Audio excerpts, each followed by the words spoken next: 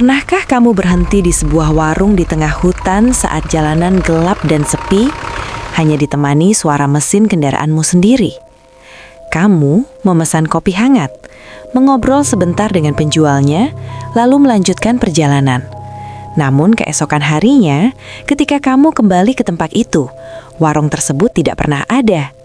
Tidak ada bangunan, tidak ada jejak, bahkan tidak ada orang yang mengingatnya. Di alas Roban, terutama pada malam satu suro, tidak semua yang kamu temui berasal dari dunia yang sama denganmu. Selamat datang di Bisikan Malam, tempat di mana sunyi bukan sekadar ketiadaan suara, melainkan ruang bagi cerita-cerita yang tak pernah selesai. Di channel ini, kami membagikan kisah nyata, legenda kelam, dan pengalaman misterius yang sering kali hanya berani dibicarakan saat malam telah larut. Cerita-cerita yang dibisikkan dari mulut ke mulut, dari generasi ke generasi, dan dari mereka yang pernah mengalaminya secara langsung. Sebelum kita masuk lebih dalam ke kisah malam ini, kami mengajak kamu untuk mendukung Bisikan Malam dengan cara menekan tombol subscribe, memberikan like, serta membagikan video ini kepada siapapun yang percaya bahwa tidak semua kejadian di dunia ini bisa dijelaskan dengan logika. Dukungan kecil dari kamu sangat berarti, agar bisikan-bisikan dari kegelapan tetap bisa kami hadirkan, menemani malam-malam sunyimu.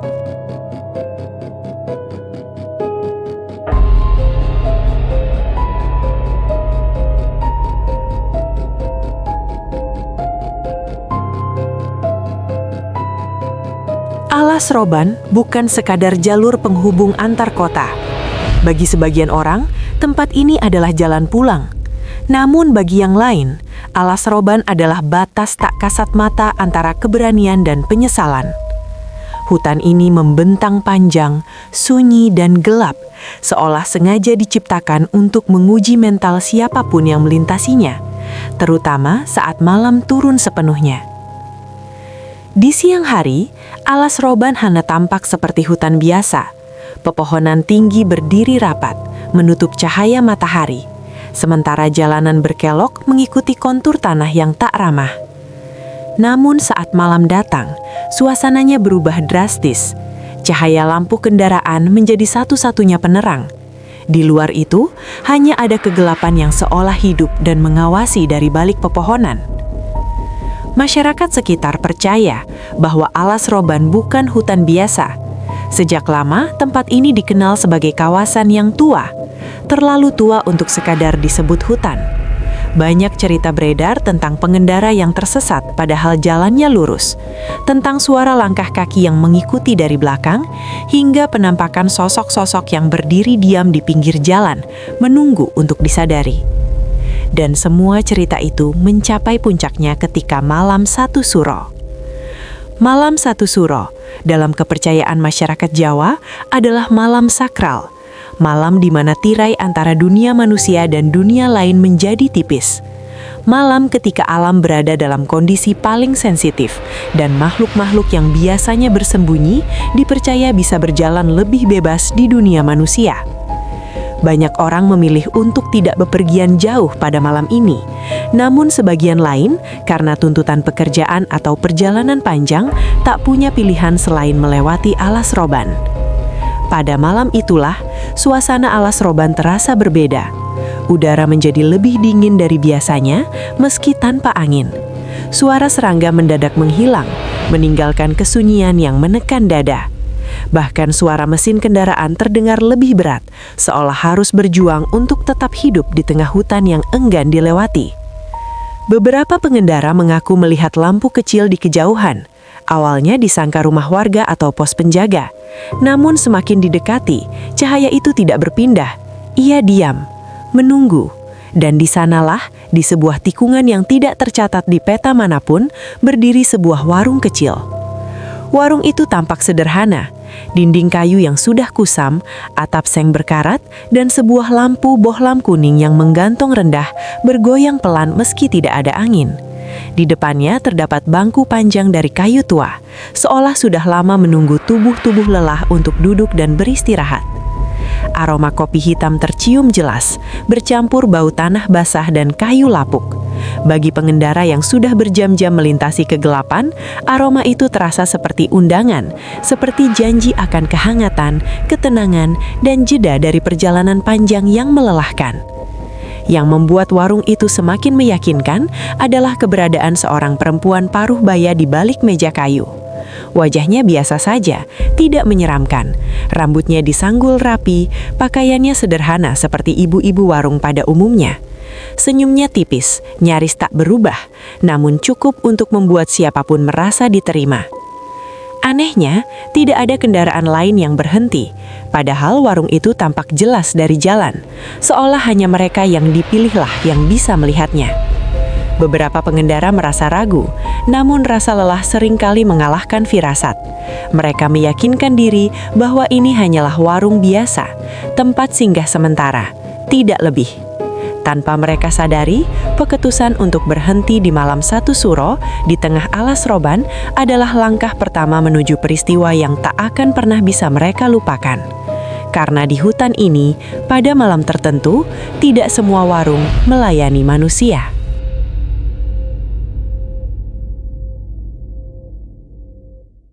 Truk tua berwarna hijau itu akhirnya berhenti tepat di depan warung kecil tersebut. Mesin dimatikan, menyisakan kesunyian yang terasa janggal. Tidak ada suara hutan, tidak ada desir angin, bahkan serangga pun seolah enggan bersuara. Keheningan itu bukan menenangkan, melainkan menekan, seperti ada sesuatu yang sedang menahan nafas. Pak Darto turun lebih dulu. Tubuhnya lelah setelah menempuh perjalanan panjang. Bersamanya, ada 2 orang kernet yang ikut turun, menggerakkan badan kaku mereka sebelum duduk di bangku kayu panjang di depan warung. Bangku itu terasa dingin, meski kayunya terlihat tua dan seharusnya menyimpan hangat.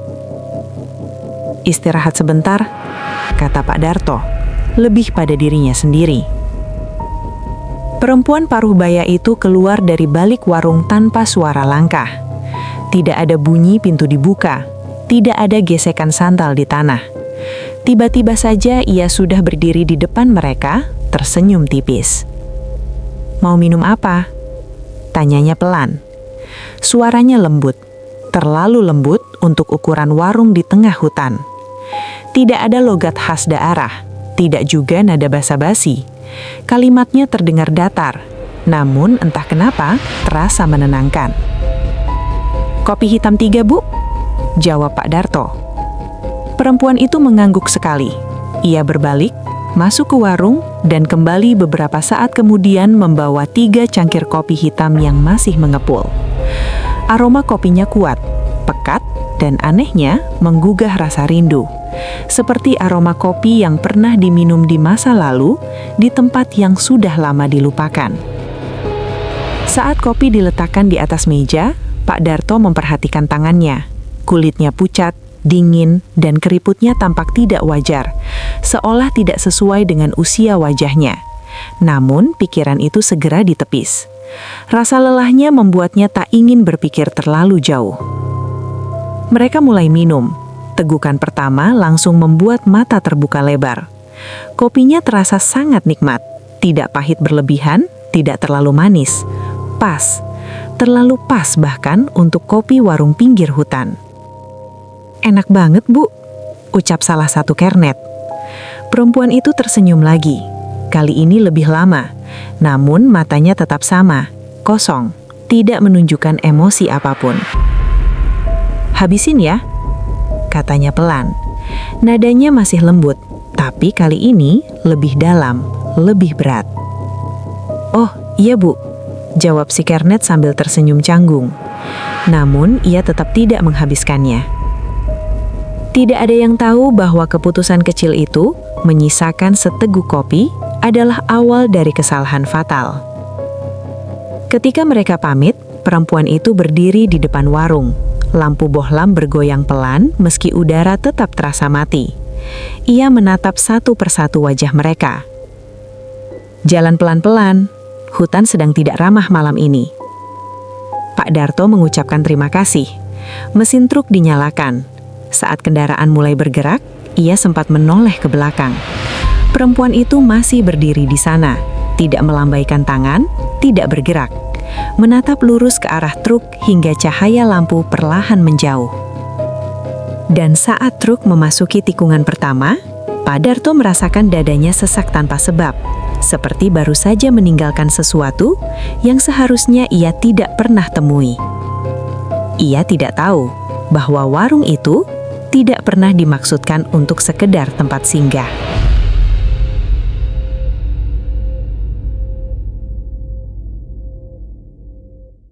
Truk hijau tua itu kembali melaju, meninggalkan warung kecil yang perlahan ditelan gelap.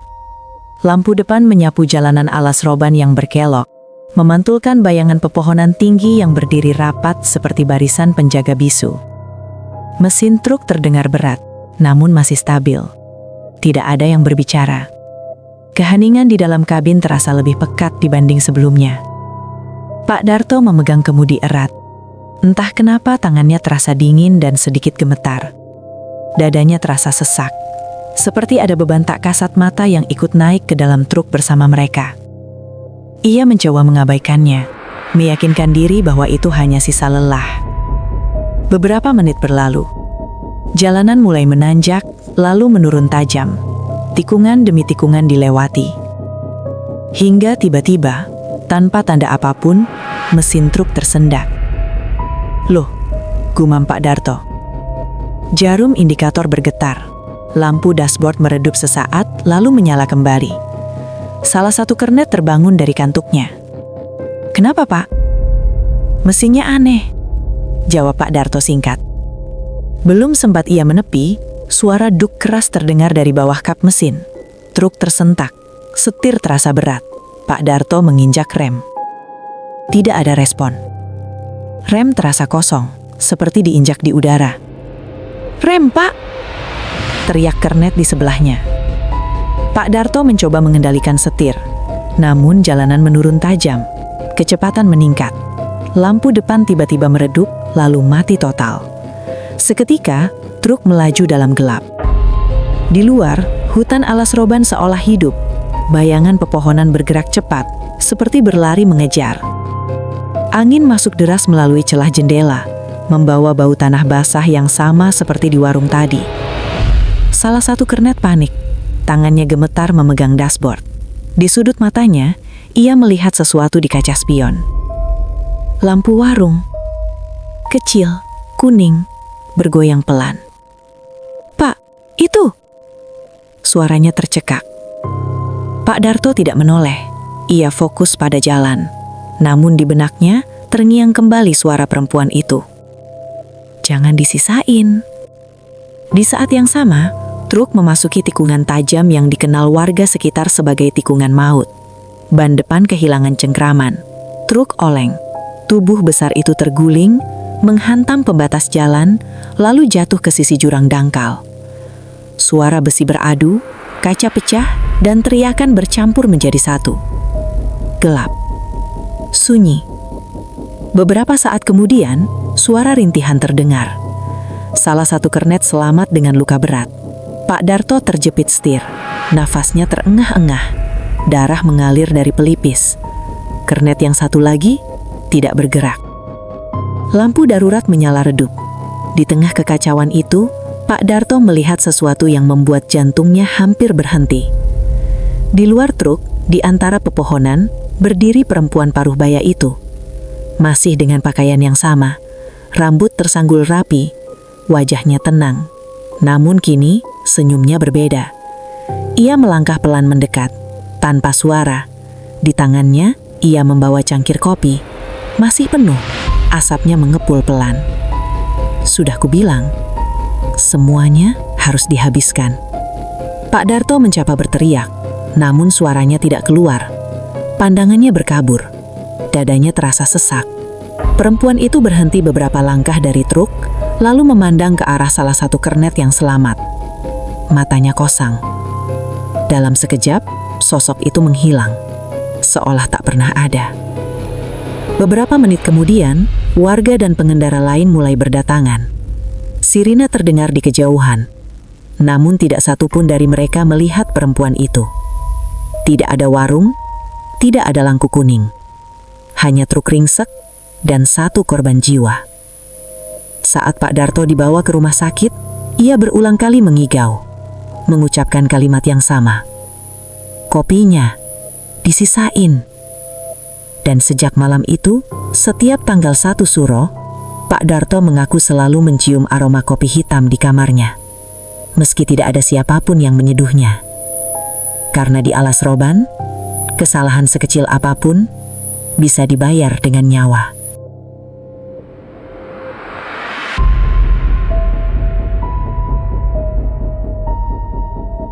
Pagi datang ke Alas Roban dengan cara yang tidak biasa. Kabut masih menggantung rendah, menempel di antara pepohonan tinggi, membuat lokasi kecelakaan terlihat seperti bagian dari mimpi buruk yang belum sepenuhnya berakhir. Garis polisi dipasang, beberapa warga sekitar berdatangan. Sebagian karena penasaran, sebagian karena merasa terpanggil. Pak Darto selamat, namun kesadarannya belum sepenuhnya pulih. Ia terus mengigau, mengulang kalimat yang sama dengan suara lirih dan ketakutan yang nyata. Kopinya jangan disisain. Polisi mencoba meminta keterangan. Di sela nafas berat dan tatapan kosong, Pak Darto menunjuk ke satu arah, ke sebuah tikungan tak jauh dari lokasi truk terguling. Warungnya di situ, katanya pelan. Petugas dan beberapa warga berjalan ke arah yang ditunjuk. Mereka menyibak semak, memperhatikan setiap jengkal tanah. Namun yang mereka temukan hanyalah lahan kosong. Tidak ada bangunan, tidak ada meja, tidak ada bangku kayu, tidak ada bekas roda kendaraan berhenti. Hanya satu pohon tua dengan akar menjalar keluar tanah. Seorang warga sepuh yang ikut melihat lokasi itu langsung terdiam. Wajahnya berubah pucat. Tangannya gemetar saat menunjuk ke arah pohon tersebut. Kalau di situ, katanya pelan, nyaris berbisik. Memang dari dulu tidak boleh ada yang berhenti. Warga mulai berkumpul. Cerita lama pun bermunculan, satu persatu, seperti potongan ingatan yang selama ini sengaja disimpan rapat. Tentang kecelakaan-kecelakaan aneh yang selalu terjadi menjelang atau tepat di malam 1 Suro. Tentang pengendara yang bersumpah pernah makan dan minum di sebuah warung, namun tidak pernah bisa menemukannya kembali. Salah satu warga menceritakan bahwa puluhan tahun lalu, pernah ada seorang perempuan penjual warung yang meninggal tragis di Alas Roban. Warungnya sepi, terpinggirkan, dan ia dikenal sangat tidak suka jika dagangannya disisakan. Sejak kematiannya, beberapa orang mengaku masih melihat warung itu muncul hanya pada malam tertentu, terutama malam 1 Suro. Polisi mencatat semua keterangan itu, namun secara resmi menyimpulkan kecelakaan disebabkan oleh faktor teknis dan medan jalan. Tidak ada warung yang tercatat di peta, tidak ada izin usaha, tidak ada saksi lain selain korban. Kasus ditutup. Namun bagi warga sekitar, cerita itu justru baru dimulai kembali. Beberapa hari setelah kejadian, seorang pemuda yang melintas malam hari bersumpah melihat lampu kuning menyala di tikungan yang sama. Ia melambat, berniat berhenti, namun teringat cerita yang beredar. Ia memilih menambah gas dan pergi. Saat melewati tikungan itu, ia mencium aroma kopi hitam yang sangat kuat. Padahal ia tidak berhenti, bahkan tidak membuka jendela. Di rumah sakit, kondisi Pak Darto semakin memburuk setiap malam. Ia selalu gelisah menjelang tengah malam. Perawat mengaku sering mendengar suara sendok beradu dengan cangkir dari arah kamarnya. Namun saat dicek, tidak ada apapun. Hanya Pak Darto yang terbaring, dengan mata terbuka lebar, menatap sudut ruangan. Ia mengaku melihat perempuan itu berdiri di sana. Tidak berbicara, hanya menatap. Dia nunggu, bisik Pak Darto suatu malam. Nunggu yang belum habis. Tak lama kemudian, Pak Darto meminta sesuatu yang aneh. Ia meminta secangkir kopi hitam, tanpa gula, tanpa sisa. Saat kopi itu habis diteguk, ia menangis. Untuk pertama kalinya sejak kecelakaan. Malam itu, aroma kopi di kamarnya menghilang. Namun di Alas Roban, cerita tentang warung itu kembali hidup. Seolah tragedi tersebut hanyalah pengingat bahwa warung itu tidak pernah benar-benar pergi. Ia hanya menunggu waktu, menunggu malam yang tepat, menunggu orang yang tepat. Karena tidak semua yang menghilang benar-benar lenyap.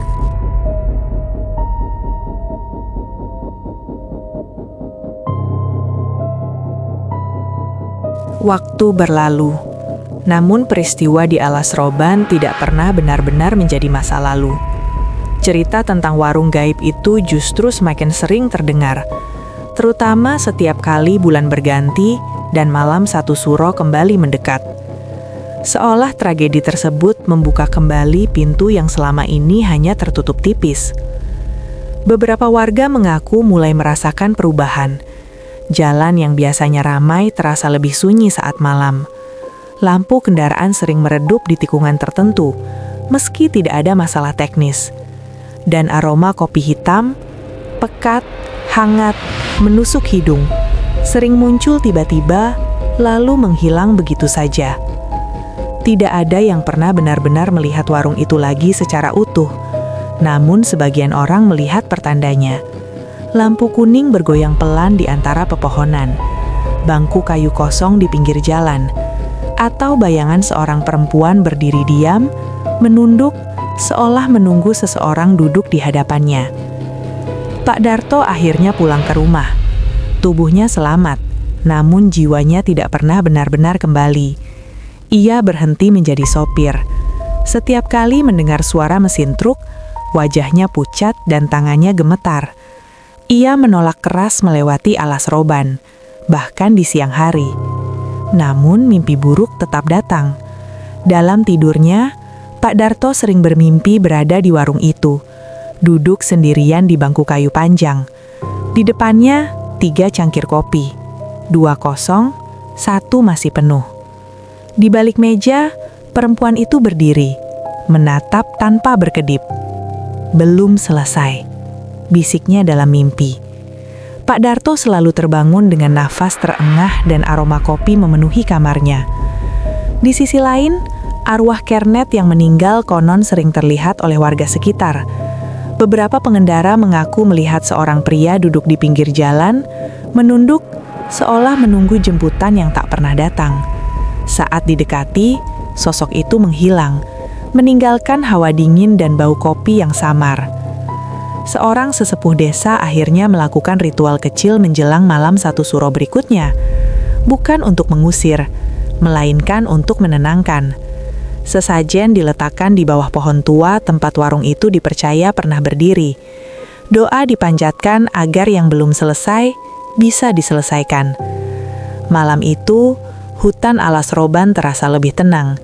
Tidak ada kecelakaan, tidak ada laporan aneh. Lampu kendaraan menyala normal. Namun ketenangan itu tidak pernah benar-benar menghapus keberadaan warung tersebut. Karena warung gaib itu bukan sekedar tempat. Ia adalah perwujudan dari keterikatan, dari sesuatu yang ditinggalkan setengah jalan, dari janji kecil yang dianggap sepele. Di Alas Roban, kesalahan bukan selalu tentang niat buruk. Kadang ia hanya tentang tidak menuntaskan apa yang sudah dimulai. Maka warga sekitar selalu berpesan kepada siapapun yang melintas, terutama saat malam satu suro. Jika kamu berhenti, jangan meninggalkan apapun. Jangan menyisakan apapun. Dan jangan menganggap semua yang ramah datang dari dunia yang sama denganmu. Karena tidak semua yang pergi benar-benar pergi. Sebagian hanya berpindah bentuk. Sebagian tetap tinggal, menunggu. Dan mungkin saat kamu melintas sendirian di tengah gelap, mencium aroma kopi hitam tanpa sumber, warung itu sedang membuka lapaknya lagi. Bukan untuk menjual minuman, melainkan untuk mengingatkan bahwa di Alas Roban, yang tidak pernah pergi selalu menunggu.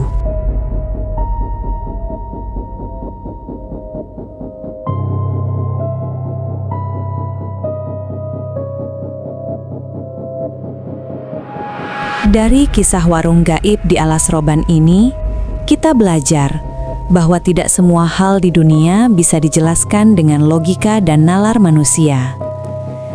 ada tempat-tempat tertentu yang menyimpan cerita, emosi, dan jejak peristiwa yang tidak pernah benar-benar hilang. Terutama ketika manusia melintas tanpa permisi, tanpa rasa hormat, dan tanpa menyadari bahwa mereka sedang berada di wilayah yang bukan sepenuhnya milik dunia manusia. Malam satu suro bukan sekadar pergantian tanggal. Bagi sebagian orang, malam ini adalah pengingat bahwa alam dan manusia hidup berdampingan, berbagi ruang yang sama, meski tidak selalu saling terlihat. Kesalahan kecil, keputusan sepele, bahkan seteguk kopi yang ditinggalkan, bisa menjadi pemicu sesuatu yang tidak pernah kita bayangkan sebelumnya. Cerita ini bukan untuk menakut-nakuti, melainkan untuk mengingatkan, agar kita selalu berhati-hati dalam melangkah, menjaga sikap dimanapun berada, dan tidak meremehkan firasat yang sering kali datang sebagai peringatan paling jujur. Jika hatimu merasa tidak nyaman, mungkin itu bukan tanpa alasan. Terima kasih telah meluangkan waktu untuk mendengarkan kisah ini bersama Bisikan Malam. Terima kasih atas setiap dukungan, doa, dan kehadiran kalian yang setia menemani cerita-cerita dari sisi gelap dan sunyi kehidupan. Jangan lupa untuk subscribe, tekan like, dan bagikan video ini agar Bisikan-Bisikan Malam terus menemukan pendengarnya. Aku pamit undur diri. Jaga dirimu baik-baik di perjalanan malam. Dan sampai jumpa di Bisikan Malam berikutnya.